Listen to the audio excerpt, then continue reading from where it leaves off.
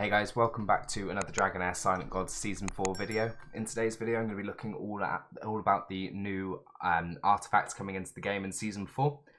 Before I get into that though, I just want to say a huge thank you to Dragonheir Silent Gods for sponsoring this video.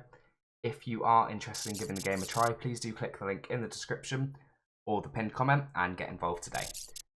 So with each new season, we've come to expect lots of new artifacts, normally a few exclusive artifacts for some special legendaries. But not this time.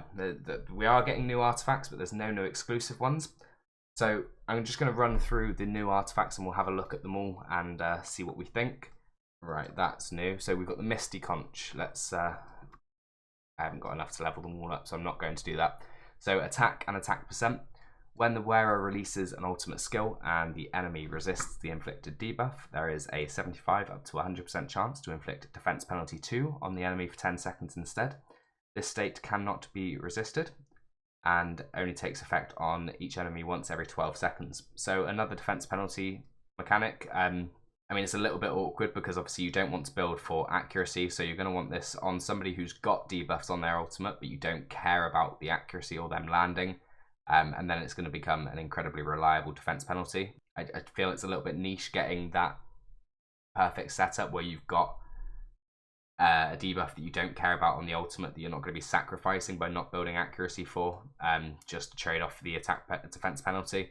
Obviously it's really cool that it gives attack as well, so it could be used on a damage dealer if there are any that place debuffs. Like, I'm just trying to think. Off the top of my head I can't think where it would be useful, like who it specifically would be useful for, but I can see it being fairly useful. Next up we've got the, I can't tell you what this one does, but it gives attack and attack percent and 40% of something. Unfortunately, I don't know how to read that. Next one. So Poison of Swamp, attack and crit damage. So that will go up to, I believe, 80% crit damage. Yep. So when the wearer receives healing, additionally gains 10% crit rate and 15% crit damage for 15 seconds up to 3 stacks.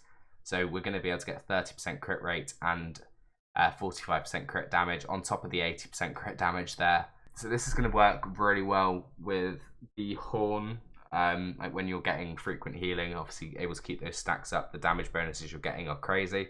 I think this artifact is actually going to be insanely good, insanely strong actually, for mostly anybody. As long as you've got a healer in your team, that is a huge amount of stats to be able to pick up in one slot. So yeah, that I massively rate this.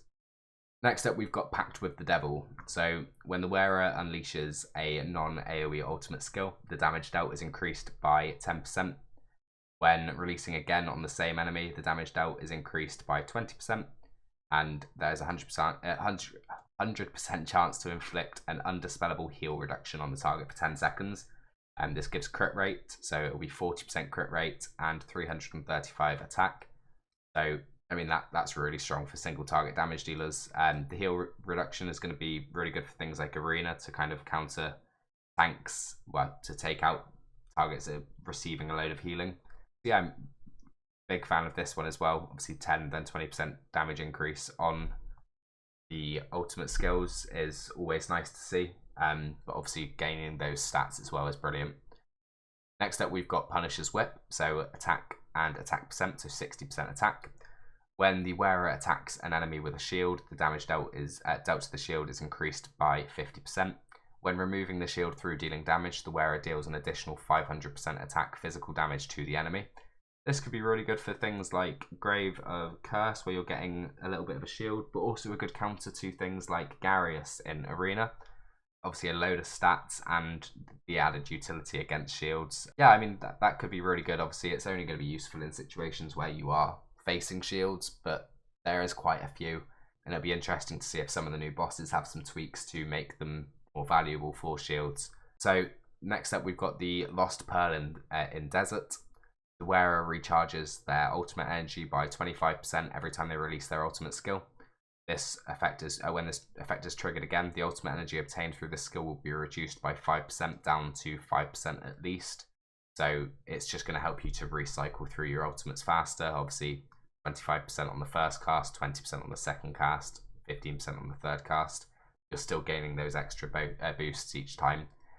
It will make timing things really awkward, but it's really good for fights where you just want to get your ultimate out as frequently as possible, or for people who are heroes like attack penalty, or even witches remain. Oh, you couldn't have witches remains because it's an artifact. But yeah, really cool. Next up, Sundial of Origin, so accuracy and HP.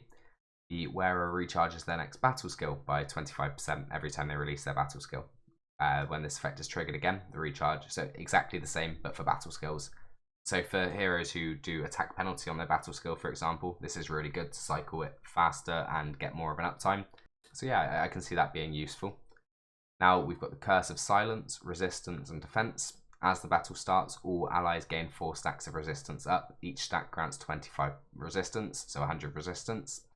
When the wearer releases their ultimate skill, they lose 1 stack of it, with the stack as the with 1 stack as the lower limit. So eventually you'll end up with just 25 in resistance instead of the 100. It's kind of all or nothing, really. It could be useful in certain situations, but I don't see it being vital. Next up, we've got Bottle of Illuminance. So when an ally's HP falls below 40%, heals them by 15% of their max HP. This skill takes effect up to 4. I'm guessing 4 times per battle, once every 20 seconds maximum. So yeah, I'm guessing that's probably 4 times per battle. It's okay. It's not great.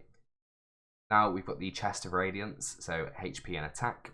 When the team activates 3 elemental affinity, all allies gain 5% attack and defense. When 5 elemental affinity is activated, the effect becomes 2 times, so 10% attack, 10% defense. This is incredibly good. If you use this on somebody who's kind of just an additional in your team, you're going to be passively boosting everybody else by 10% attack, 10% defense, simply by just wearing this artifact. So it's really good. Almost like the organ, where you're giving them 10% of your attack. You're kind of doing the same. Obviously, it's boosting their attack by 10%, so it's not going to be 10% of the attack. But either way, it's a really, really strong artifact. And as you can see, it's from Pillar of Trial.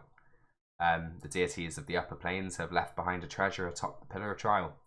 So towards the end of the season, we'll be able to pick this up. And yeah, I think that's a really nice addition, that one. Right, is there any epic artifacts that have been added? Let's have a look. Yeah, there's 2. Obviously, they've changed it weirdly, so legendary artifacts are now mythic, epics are now legendary, and rares are now epic. Don't know why they've done that, because they've not changed the stats. They're still the same. So the Ring of Spiritwood, HP and defense percent. The wearer gains 240 resistance when inflicted with control. This is to stop you getting kind of repeat controlled or debuffed while controlled. It could be okay. I guess we'll have to see what the kind of changes to content are, whether there's a lot more control.